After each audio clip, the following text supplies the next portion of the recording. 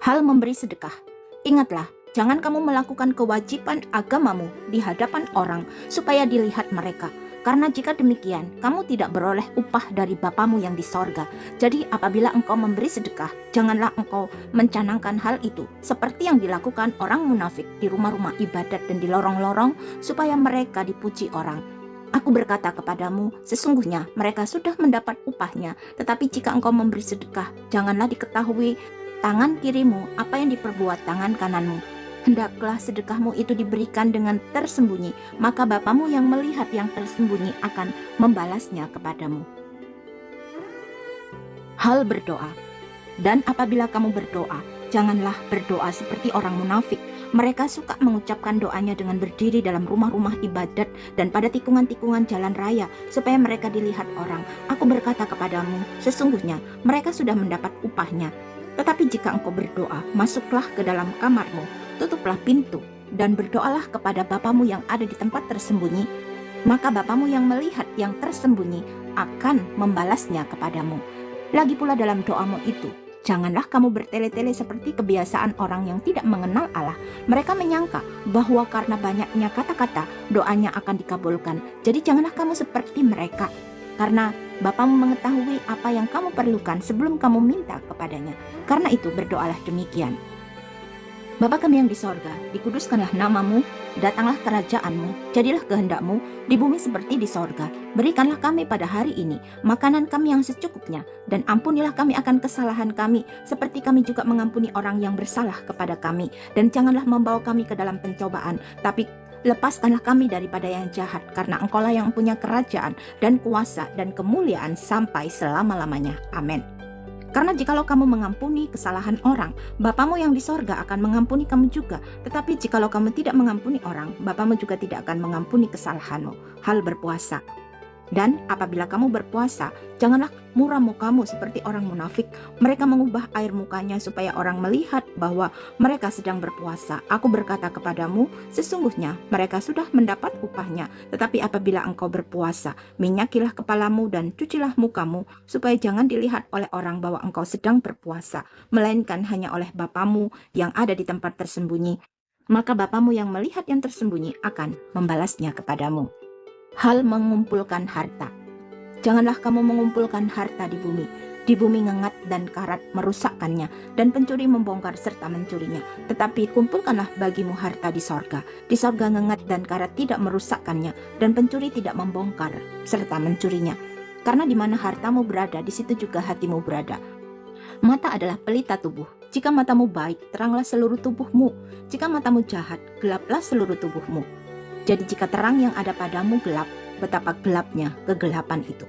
Tak seorang pun dapat mengabdi kepada dua tuan, karena jika demikian ia akan membenci yang seorang dan mengasihi yang lain, atau ia akan setia kepada yang seorang dan tidak mengindahkan yang lain.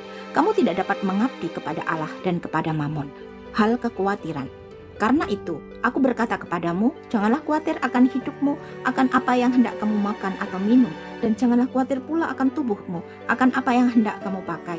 Bukankah hidup itu lebih penting daripada makanan, dan tubuh itu lebih penting daripada pakaian? Pandanglah burung-burung di langit yang tidak menabur dan tidak menuai, dan tidak mengumpulkan bekal dalam lumbung, namun diberi makan oleh Bapamu yang di sorga. Bukankah kamu jauh melebihi burung-burung itu? Siapakah di antara kamu yang karena kekhawatirannya dapat menambahkan sehasta saja pada jalan hidupnya? Dan mengapa kamu khawatir akan pakaian? Perhatikanlah bunga bakung di ladang yang tumbuh tanpa bekerja dan tanpa memintal. Namun aku berkata kepadamu, Salomo dalam segala kemegahannya pun tidak berpakaian seindah salah satu dari bunga itu. Jadi jika demikian Allah mendandani rumput di ladang yang hari ini ada dan besok dibuang ke dalam api, tidakkah ia akan terlebih lagi mendandani kamu, hai orang yang kurang percaya? Sebab itu janganlah kamu khawatir dan berkata, apakah yang akan kami makan? Apakah yang akan kami minum? Apakah yang akan kami pakai? Semua itu dicari bangsa-bangsa yang tidak mengenal Allah. Akan tetapi Bapamu yang di sorga tahu bahwa kamu memerlukan semuanya itu. Tetapi carilah dahulu kerajaan Allah dan kebenarannya, maka semuanya itu akan ditambahkan kepadamu. Sebab itu janganlah kamu khawatir akan hari besok, karena hari besok mempunyai kesusahannya sendiri. Kesusahan sehari cukuplah untuk sehari. Hal menghakimi. Jangan kamu menghakimi supaya kamu tidak dihakimi, karena dengan penghakiman yang kamu pakai untuk menghakimi, kamu akan dihakimi, dan ukuran yang kamu pakai untuk mengukur akan diukurkan kepadamu. Mengapakah engkau melihat selumbar di mata saudaramu, sedangkan balok di dalam matamu tidak engkau ketahui? Bagaimanakah engkau dapat berkata kepada saudaramu, biarlah aku mengeluarkan selumbar itu dari matamu, padahal ada balok di dalam matamu? Hai orang munafik, keluarkanlah dahulu balok dari matamu, maka engkau akan melihat dengan jelas untuk mengeluarkan selumbar itu dari mata saudaramu. Hal yang kudus dan berharga. Jangan kamu memberikan barang yang kudus kepada anjing, dan jangan kamu melemparkan mutiaramu kepada babi, supaya jangan diinjak-injaknya dengan kakinya, lalu ia berbalik mengoyak kamu. Hal pengabulan doa. Mintalah, maka akan diberikan kepadamu. Carilah, maka kamu akan mendapat. Ketoklah, maka pintu akan dibukakan bagimu. Karena setiap orang yang meminta menerima, dan setiap orang yang mencari mendapat, dan setiap orang yang mengetok baginya pintu dibukakan. Adakah seorang daripadamu yang memberi batu kepada anaknya jika ia meminta roti, atau memberi ular jika ia meminta ikan? Jadi, jika kamu yang jahat tahu memberi pemberian yang baik kepada anak-anakmu, apalagi Bapamu yang di sorga, ia akan memberikan yang baik kepada mereka yang meminta kepadanya. Jalan yang benar. Segala sesuatu yang kamu kehendaki supaya orang perbuat kepadamu, perbuatlah demikian juga kepada mereka. Itulah isi seluruh hukum Taurat dan kitab para nabi. Masuklah melalui pintu yang sesak itu, karena lebarlah pintu dan luaslah jalan yang menuju kepada kebinasaan, dan banyak orang yang masuk melaluinya. Karena sesaklah pintu dan sempitlah jalan yang menuju kepada kehidupan, dan sedikit orang yang mendapatinya. Hal pengajaran yang sesat. Waspadalah terhadap nabi-nabi palsu yang datang kepadamu dengan menyamar seperti domba, tapi sesungguhnya mereka adalah serigala yang buas. Dari buahnya lah kamu akan mengenal mereka. Dapatkah orang memetik buah anggur dari semak duri, atau buah ara dari rumput duri? Demikianlah setiap pohon yang baik menghasilkan buah yang baik, sedang pohon yang tidak baik menghasilkan buah yang tidak baik. Tidak mungkin pohon yang baik itu menghasilkan buah yang tidak baik, ataupun pohon yang tidak baik itu menghasilkan buah yang baik. Dan setiap pohon yang tidak menghasilkan buah yang baik pasti ditebang dan dibuang ke dalam api. Jadi dari buahnya lah kamu akan mengenal mereka. Bukan setiap orang yang berseru kepadaku, Tuhan, Tuhan, akan masuk ke dalam kerajaan sorga, melainkan dia yang melakukan kehendak Bapakku yang di sorga. Pada hari terakhir, banyak orang akan berseru kepadaku, Tuhan, Tuhan, bukankah kami bernubuat demi namamu dan mengusir setan demi namamu dan mengadakan banyak mujizat demi namamu juga? Pada waktu itulah aku akan berterus terang kepada mereka dan berkata, aku tidak pernah mengenal kamu. Penyahlah daripadaku kamu sekalian pembuat kejahatan. Dua macam dasar. Setiap orang yang mendengar perkataanku ini dan melakukannya, ia sama dengan orang yang bijaksana yang mendirikan rumahnya di atas batu. Kemudian turunlah hujan dan datanglah banjir, lalu angin melanda rumah itu. Tetapi rumah itu tidak rubuh, sebab didirikan di atas batu. Tetapi setiap orang yang mendengar perkataanku ini dan tidak melakukannya, ia sama dengan orang yang bodoh, yang mendirikan rumahnya di atas pasir. Kemudian turunlah hujan dan datanglah banjir, lalu angin melanda rumah itu sehingga rubuhlah rumah itu dan hebatlah kerusakannya. Kesan pendengar. Dan setelah Yesus mengakhiri perkataan ini, takjublah orang banyak itu mendengar pengajarannya, sebab ia mengajar mereka sebagai orang yang berkuasa, tidak seperti ahli-ahli Taurat mereka. Yesus menyembuhkan seorang yang sakit kusta. Setelah Yesus turun dari bukit, orang banyak berbondong-bondong mengikuti dia. Maka datanglah seorang yang sakit kusta kepadanya, lalu sujud menyembah dia dan berkata, Tuan, jika Tuan mau, Tuan dapat mentahirkan aku. Lalu Yesus mengulurkan tangannya, menjamah orang itu dan berkata, aku mau, jadilah engkau tahir. Seketika itu juga tahirlah orang itu daripada kustanya. Lalu Yesus berkata kepadanya, ingatlah, jangan engkau memberitahukan hal ini kepada siapapun, tapi pergilah, perlihatkanlah dirimu kepada imam, dan persembahkanlah persembahan yang diperintahkan Musa sebagai bukti bagi mereka. Yesus menyembuhkan hamba seorang perwira di Kapernaum. Ketika Yesus naik ke Kapernaum, datanglah seorang perwira mendapatkan dia dan memohon kepadanya, Tuan, hambaku terbaring di rumah karena sakit lumpuh dan ia sangat menderita. Yesus berkata kepadanya, aku akan datang menyembuhkannya.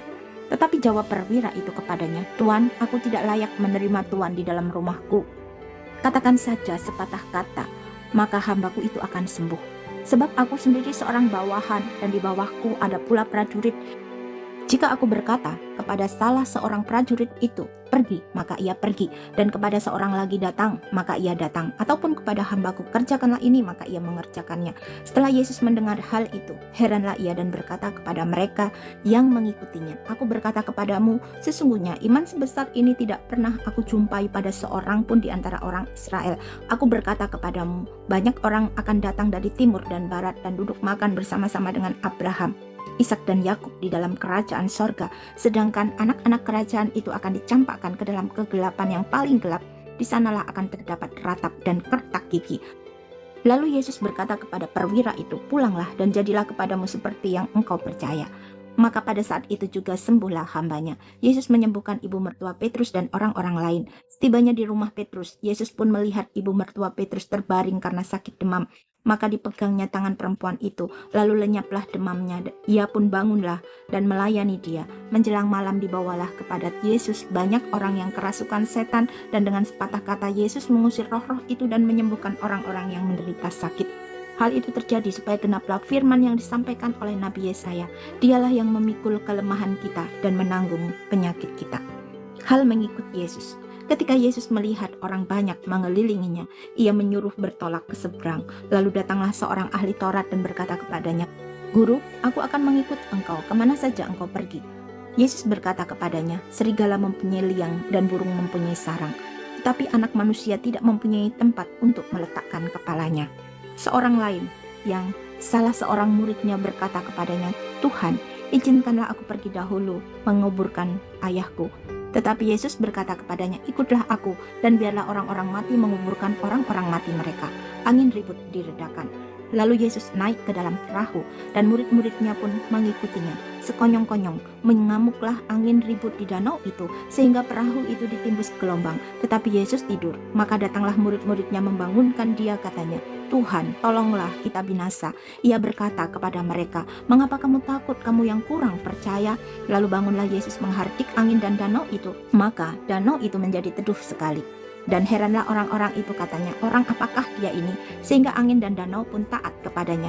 Dua orang yang kerasukan disembuhkan. Setibanya di seberang, yaitu di daerah orang Gadara, datanglah dari pekuburan dua orang yang kerasukan setan menemui Yesus. Mereka sangat berbahaya sehingga tidak seorang pun yang berani melalui jalan itu. Dan mereka itu pun berteriak, katanya, apa urusanmu dengan kami, hai anak Allah? Adakah engkau kemari untuk menyiksa kami sebelum waktunya? Tidak jauh dari mereka itu sejumlah besar babi sedang mencari makan. Maka setan-setan itu meminta kepadanya, katanya, jika engkau mengusir kami, suruhlah kami pindah ke dalam kawanan babi itu. Yesus berkata kepada mereka, pergilah. Lalu keluarlah mereka dan masuk ke dalam babi-babi itu. Maka terjunlah seluruh kawanan babi itu dari tepi jurang ke dalam danau dan mati di dalam air. Maka larilah penjaga-penjaga babi itu, dan setibanya di kota, diceritakannya lah segala sesuatu juga tentang orang-orang yang kerasukan setan itu. Maka keluarlah seluruh kota mendapatkan Yesus, dan setelah mereka berjumpa dengan dia, mereka pun mendesak supaya ia meninggalkan daerah mereka. Orang lumpuh disembuhkan. Sesudah itu naiklah Yesus ke dalam perahu lalu menyeberang. Kemudian sampailah ia ke kotanya sendiri. Maka dibawa oranglah kepadanya seorang lumpuh yang terbaring di tempat tidurnya. Ketika Yesus melihat iman mereka, berkatalah ia kepada orang lumpuh itu, percayalah, hai anakku, dosamu sudah diampuni. Maka berkatalah beberapa orang ahli Taurat dalam hatinya, ia menghujat Allah. Tetapi Yesus mengetahui pikiran mereka, lalu berkata, mengapa kamu memikirkan hal-hal yang jahat di dalam hatimu? Manakah lebih mudah mengatakan dosamu sudah diampuni, atau mengatakan bangunlah dan berjalanlah? Tetapi supaya kamu tahu bahwa di dunia ini anak manusia berkuasa mengampuni dosa. Lalu berkatalah ia kepada orang lumpuh itu, bangunlah, angkatlah tempat tidurmu dan pulanglah ke rumahmu. Dan orang itu pun bangun lalu pulang.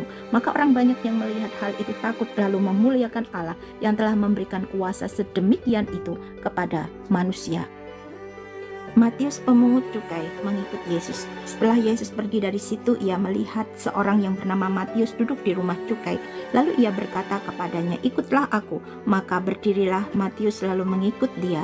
Kemudian ketika Yesus makan di rumah Matius, datanglah banyak pemungut cukai dan orang berdosa dan makan bersama-sama dengan dia dan murid-muridnya.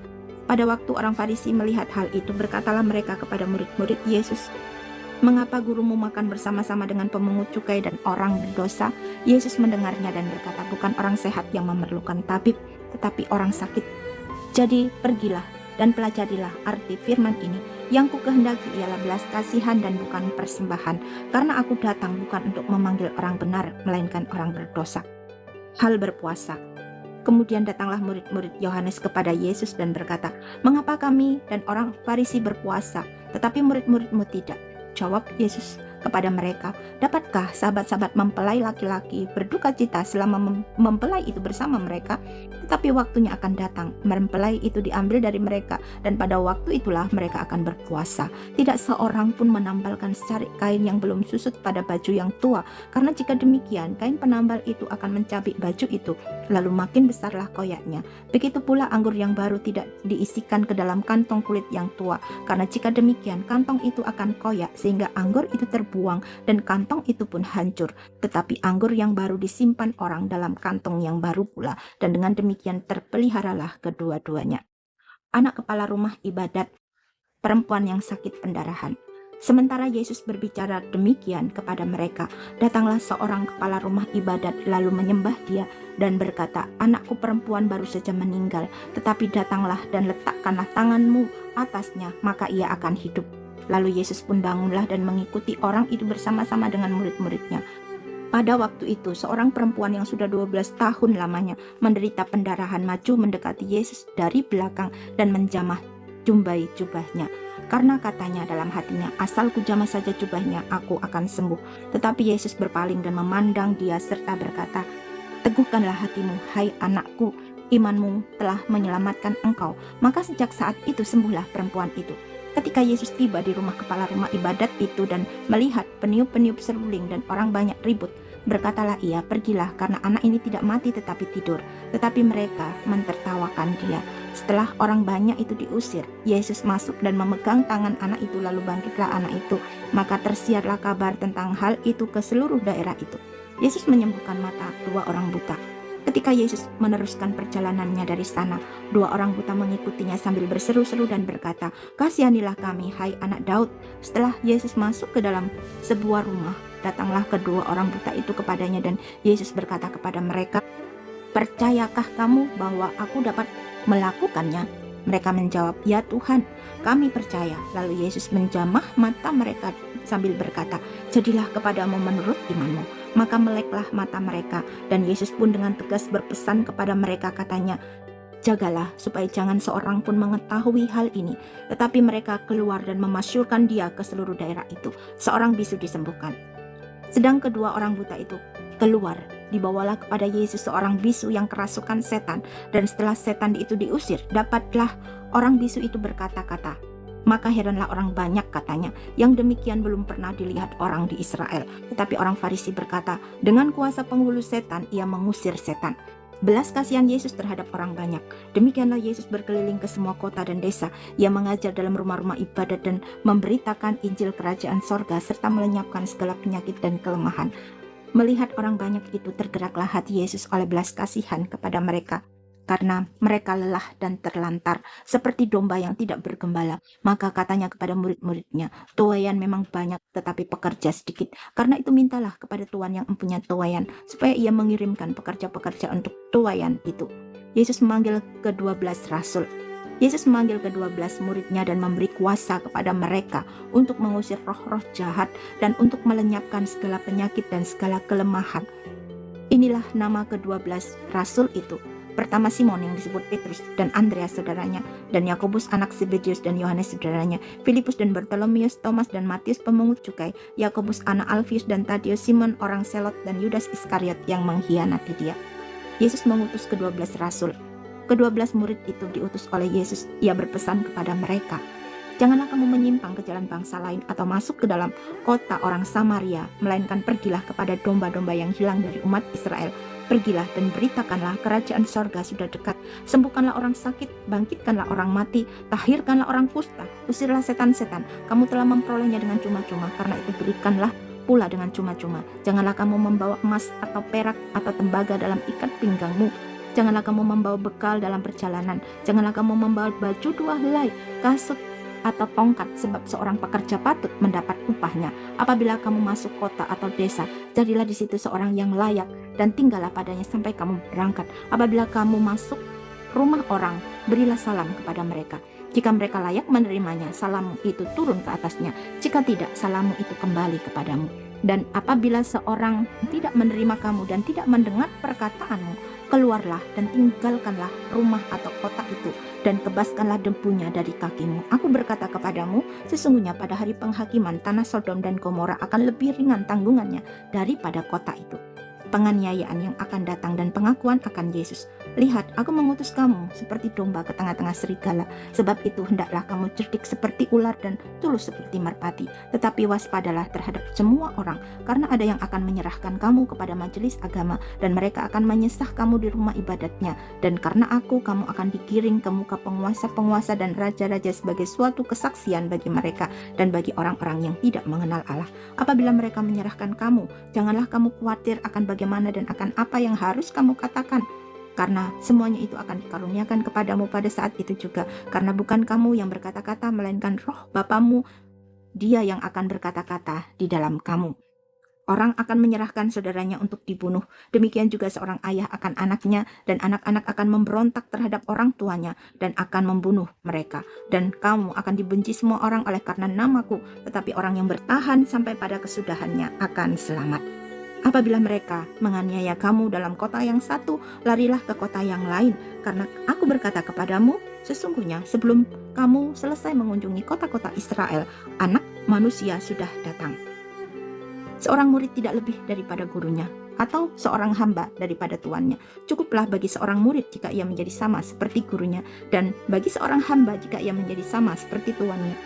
Jika tuan rumah disebut Beelzebul, apalagi seisi rumahnya. Jadi janganlah kamu takut terhadap mereka, karena tidak ada sesuatu pun yang tertutup yang tidak akan dibuka, dan tidak ada sesuatu pun yang tersembunyi yang tidak akan diketahui. Apa yang kukatakan kepadamu dalam gelap, katakanlah itu dalam terang, dan apa yang dibisikkan ke telingamu, beritakanlah itu dari atas atap rumah. Dan janganlah kamu takut kepada mereka yang dapat membunuh tubuh, tetapi yang tidak berkuasa membunuh jiwa.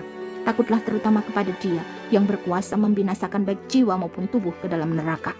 Bukankah burung pipit dijual 2 ekor seduit, namun seekor pun daripadanya tidak akan jatuh ke bumi di luar kehendak Bapamu? Dan kamu, rambut kepalamu pun terhitung semuanya. Sebab itu janganlah kamu takut, karena kamu lebih berharga daripada banyak burung pipit. Setiap orang yang mengakui aku di depan manusia, aku juga akan mengakuinya di depan Bapakku yang di sorga.